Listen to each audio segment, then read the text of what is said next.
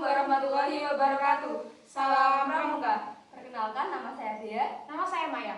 Jadi, untuk materi Pramuka pada hari ini kita akan membahas mengenai kompas bidik. Kompas bidik adalah kompas yang berfungsi untuk membidik atau menembak sudut pada alam atau bentangan alam sebenarnya, yang kemudian sudut tersebut dapat diproyeksikan pada peta. Selanjutnya, kita akan membahas mengenai apa aja sih yang ada di dalam kompas bidik. Yang pertama, benang kawat di sini bernama visir. Yang kedua, ini bernama kaca pembesar atau lensa. Yang ketiga, ini namanya empat jari. Yang keempat, kaca ini bernama dial. Yang kelima, ini namanya tutup dial. Yang keenam, garis kuning di tengah bernama garis sasaran bidik. Yang ketujuh, ini adalah jarum petunjuk.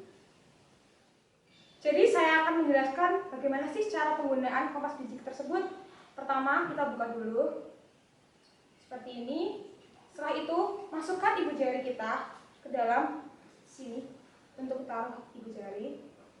Lalu seperti ini cara pemegangannya. Terus buat angka 8 untuk menstabilkan jarum yang ada di dalam kompas. Lalu kita bidik menggunakan visir untuk membidik objek yang ingin kita bidik.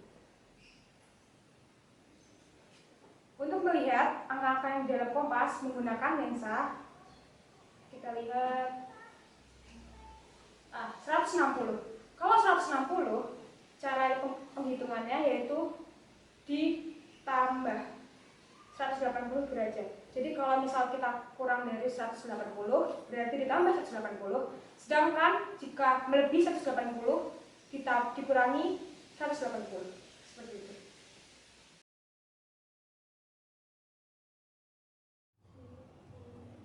Assalamualaikum warahmatullahi wabarakatuh. Salam Pramuka. Perkenalkan, nama saya Sarah. Dan saya Mahfud. Di sini kami akan membahas tentang peta-pita.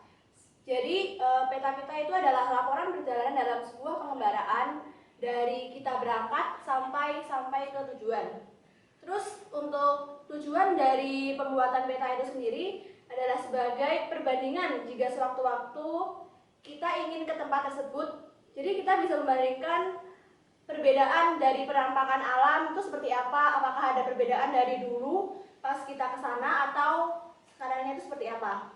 Selanjutnya untuk cara dan simbol dari peta-pita akan dijelaskan oleh Mahfud. Nah, cara penggunaan peta-pita itu kalian tinggal menggambarkan sesuai dengan keadaan alam sekitar kalian yang kalian lalui. Nah, ini sudah ada peta-pitanya. Terus cara penggunaannya kalian menggambarkan sesuai dengan keadaan yang daerah kalian lalui. Terus kemudian cara menuliskannya itu dari bawah ke atas. Nah, di dalam peta-pita itu ada beberapa kolom. Yang pertama ada kolom nomor untuk menuliskan nomor perjalanan kalian, misalnya nomor 1, nomor 2, nomor 3 dan seterusnya. Kemudian ada kolom waktu. Kolom waktu itu untuk menuliskan waktu keberangkatan serta pulang. Nah, misal kalian berangkat pukul 7, kalian tulis pukul 7, kemudian kalian lanjutkan lagi sampai pukul dan seterusnya. Nah, kemudian ada kolom jarak, itu menuliskan jarak yang kalian lalui dalam bentuk meter atau kilometer. Nah, selanjutnya ada kolom kiri dan kanan. Nah, kolom kiri dan kanan itu untuk menuliskan simbol-simbol. Misal di kiri jalan ada rawa, kalian menggambarkan simbol rawa.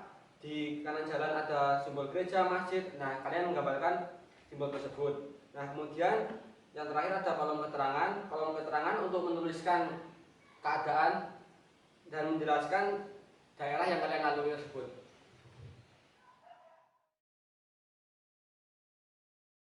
Assalamualaikum warahmatullahi wabarakatuh. Salam Pramuka. Perkenalkan, nama saya Satria Indra Saputra dan ini rekan saya Marshal Gibran Wisnu Jati. Di sini kami akan menjelaskan materi tentang Tanda alam dan tanda jejak. materi yang pertama adalah tanda alam. Apa itu tanda alam? Tanda alam adalah tanda-tanda alam yang kita gunakan untuk mengetahui cuaca yang akan terjadi pada hari tersebut. Gampangannya seperti ramalan cuaca pada hari tersebut. Tanda alam dibagi menjadi 4, yaitu tanda dari awan, dari matahari, dari bulan, dan dari binatang. Yang akan saya jelaskan adalah keempat-empatnya. Yang pertama adalah tanda alam dari awan.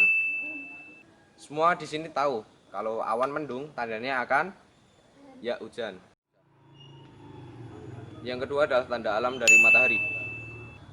Jika matahari terbit di pagi hari dengan warna merah dan diliputi garis-garis tipis, maka tandanya hari itu akan terjadi hujan. Jika matahari terbit dengan cerah, maka hari itu bisa dibilang akan cerah dan bersahabat. Kemudian ada tanda alam dari bulan. Jika pada malam hari bulan bersinar terang, maka tandanya pada malam hari itu tidak akan terjadi hujan.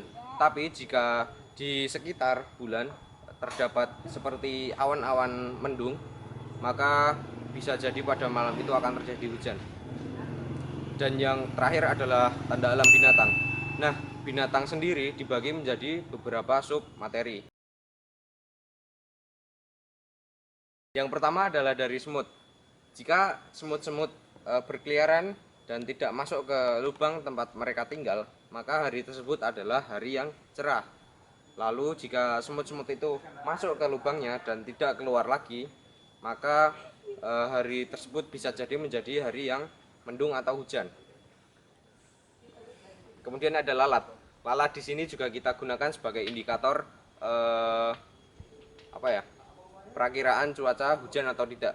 Jika akan hujan, maka lalat akan hinggap di tembok atau suatu benda. Hinggap. Jika tidak akan hujan, lalat-lalat itu akan tetap berkeliaran terbang ke sana kemari. Lalu nyamuk. Nyamuk juga menjadi indikator turun tidaknya hujan. Jika pada pagi hari kita digigiti nyamuk, maka bisa dibilang selanjutnya akan terjadi hujan.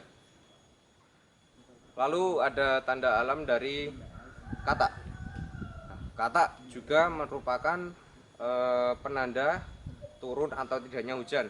Jika akan turun hujan, katak akan berendam di dalam air. Tapi jika tidak akan turun hujan, katak akan duduk di pinggir kolam atau pinggir genangan air. Kemudian ada ayam. Jika akan terjadi hujan deras, maka ayam akan segera berlindung mencari tempat berteduh. Tapi jika terjadi hujan tapi mereka tetap berkeliaran, berarti hujannya tidak akan lama. Kemudian ada tanda dari kambing.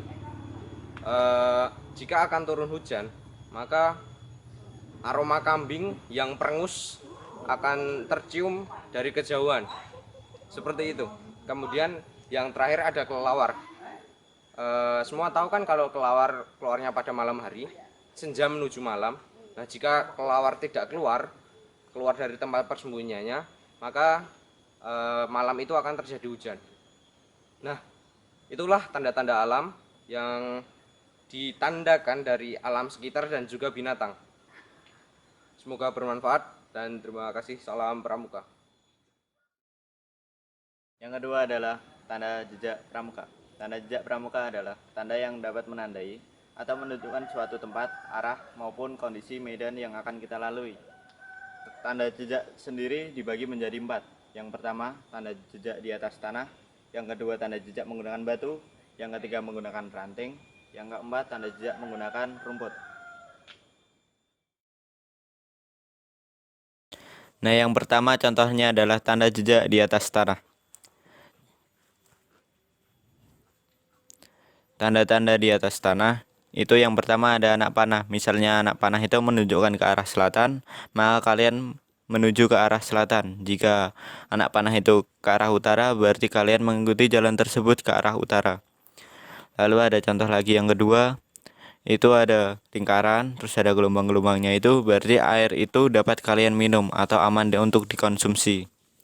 Yang ketiga contohnya adalah segitiga, ada gelombang-gelombangnya. Berarti air itu tidak dapat diminum atau ada bahan kimia yang terkandung yang berbahaya untuk kalian konsumsi. Dan ada contoh lainnya lagi. Terus yang kedua ada tanda jejak dengan batu. Tanda jejak dengan batu ini dibagi menjadi 8. Ada 8 macam. Yang pertama, misal ada batu kecil di kiri, terus ada batu besar di kanan ditumpuk. Itu berarti kalian jalannya ke kiri. Yang sebagai tumpuannya itu batu yang kecil. Misalnya batu kecil di kiri, berarti itu jalan ke kiri. Kalau di kanan, berarti kalian jalan ke kanan. Terus misal ada batu besar ditumpuk dua gitu, berarti kalian jalan lurus mengikuti jalan tersebut. Dan ada contoh lainnya lagi. Terus yang ketiga, tanda jejak menggunakan ranting. Menggunakan ranting ini dibagi menjadi 5. Yang pertama, jalan ke kanan itu ada 2, yaitu ranting itu menunjukkan ke arah kanan. Terus yang kedua, jalan terus itu ada ranting pohon tegak. Itu berarti kalian jalan terus mengikuti jalan itu. Terus ada ranting Y terus ditumpuk ranting gitu, berarti jalan lagi sejauh 1 kilometer. Terus yang terakhir ada 3 ranting pohon berjajaran itu, berarti di situ akan ada bahaya atau ranjau lah. Yang keempat, tanda jejak menggunakan rumput.